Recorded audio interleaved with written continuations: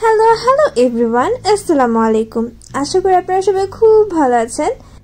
এখন তো বাহিরে খুব গরম পড়ে, সারাক্ষণ ইচ্ছে করে ঠান্ডা ঠান্ডা কিছু খেতে, তাই আজকে আমি নিয়ে এসেছি আইস ললি রেসিপি। আমরা বাজারে যে আইস ললি খাই ওগুলোর থেকে অনেক বেশি মজা, অনেক বেশি হাইজিনিক এবং হেলদি, আর তৈরি করা খুবই সহজ। বাজারে কিছু সিক্রেট ইনগ্রেডিয়েন্ট ইউজ করে, তার কারণে ফ্লেভারটা, টেস্টটা অনেক বেশি ভালো লাগে। দুইটা সিক্রেট ইনগ্রেডিয়েন্ট আমি ব্যবহার করেছি, যার কারণে পুরো বাজারের থেকেও বেশি টেস্টি হয়ে যাবে। অবশ্যই নর্মাল টেম্পারেচারে পানি হতে হবে। এখন আমি এখানে দিয়ে দিচ্ছি কর্নফ্লাওয়ার। আমি আজকে দুই ধরনের রেসিপি শেয়ার করব। ফ্রেশ ফ্রুটস ব্যবহার করে কিভাবে তৈরি করা যায় আইস ললি, আর বাজারে যেভাবে তৈরি করে, দুই ধরনের উপায় আমি দেখাবো। দুটোই খেতে অনেক বেশি টেস্টি হয়। এখন আমি এতে দিয়ে দিচ্ছি চিনিটা আমি একসাথেই দিয়ে দিব, আর এই চিনিটা দিয়ে আমি কিন্তু এটাকে জাল করব। বেশিক্ষণ জাল করব না, 3 থেকে 4 মিনিটের মধ্যে এটা জাল করব।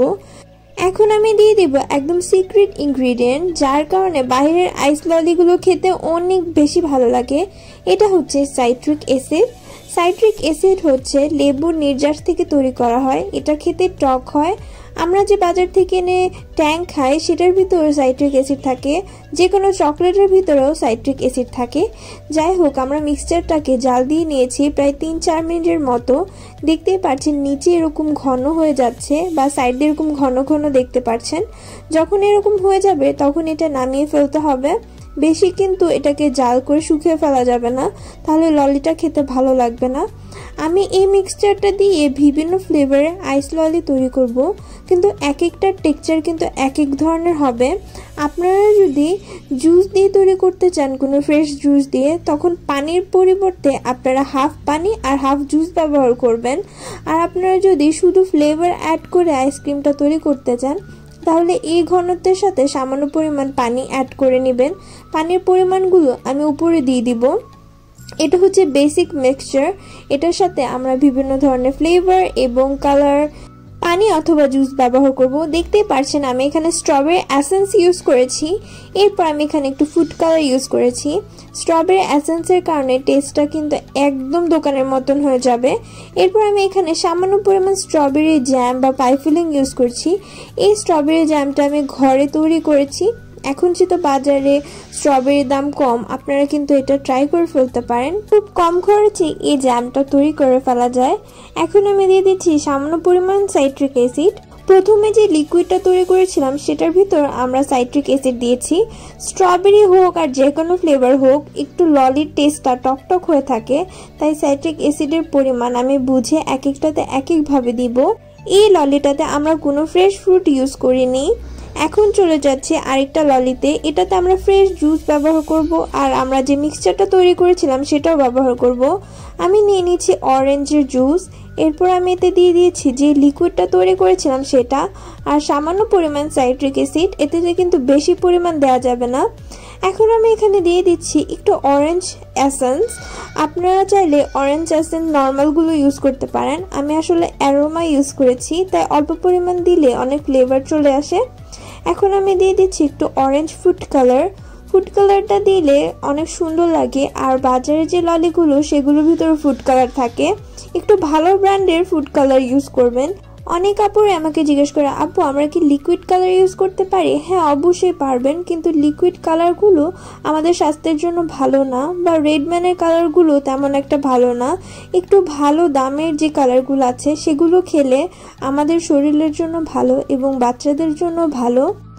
এখন আমি তৈরি করব আমার মোস্ট ফেভারিট একটা আইস ললি। তেঁতুলটাকে আমি একটু পানির সাথে গুলিয়ে নিয়েছিলাম। এরপর আমি এতে একটু ফুড কালার দিয়েছি। এরপরে দিয়ে দিচ্ছি লাল মরিচ। এরপরে দিয়ে দিচ্ছি বিট লবণ। বিট লবণের পরিবর্তে আপনারা নর্মাল লবণও দিতে পারেন, কিন্তু বিট লবণটা দিলে ভালো লাগে। এরপর আমরা যে বেসিক জুসটা তৈরি করেছিলাম বা মিক্সচারটা, সেটা এখানে ঢেলে দিচ্ছি। কতটুকু জুসে কতটুকু মিক্সচারটা দিব সেটা আমি উপরে লিখে দিব, আপনারা দেখে নেবেন। তেঁতুলের এই আইসক্রিমটাতে আমি কিন্তু কোনো প্রকার সাইট্রিক অ্যাসিড ব্যবহার করব না, কারণ তেঁতুল এমনিতেই টক হয়, আর বাকি সবগুলো হালকা কম টক হয়ে থাকে, তাই আমি ওগুলোতে সাইট্রিক অ্যাসিড দিয়েছি। পারফেক্ট টেস্টের জন্য আপনাদের কিন্তু সাইট্রিক অ্যাসিডে ব্যবহার করতে হবে।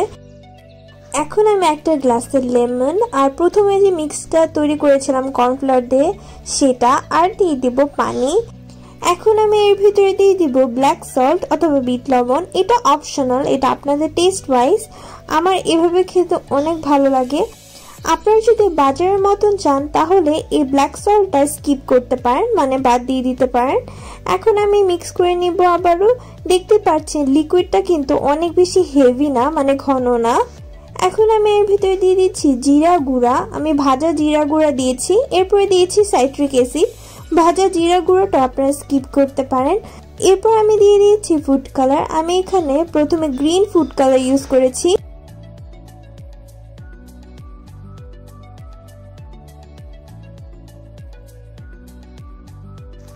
আমরা যে বাইরে সোডা লেমন খাই বা লেমনেড খাই, এটার টেস্টটাও তেমনই আসবে যদি আপনারা ব্ল্যাক সল্ট আর জিরা ইউজ করেন। আর যদি ব্ল্যাক সল্ট আর জিরা স্কিপ করেন তাহলে একদম লেমনেডের টেস্ট আসবে।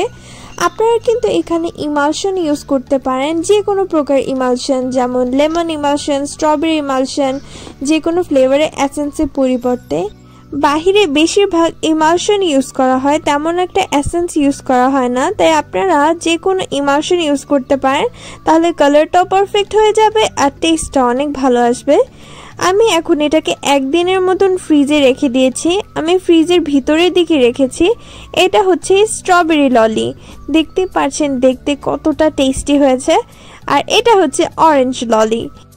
দুইটার টেক্সচার কিন্তু একটু ডিফারেন্ট, কারণ আমি স্ট্রবেরিটাতে স্ট্রবেরি জ্যাম ইউজ করেছিলাম আর অরেঞ্জটাতে কোনো কিছু ইউজ করিনি, তাই টেক্সচারটা একটু ডিফারেন্ট হয়েছে।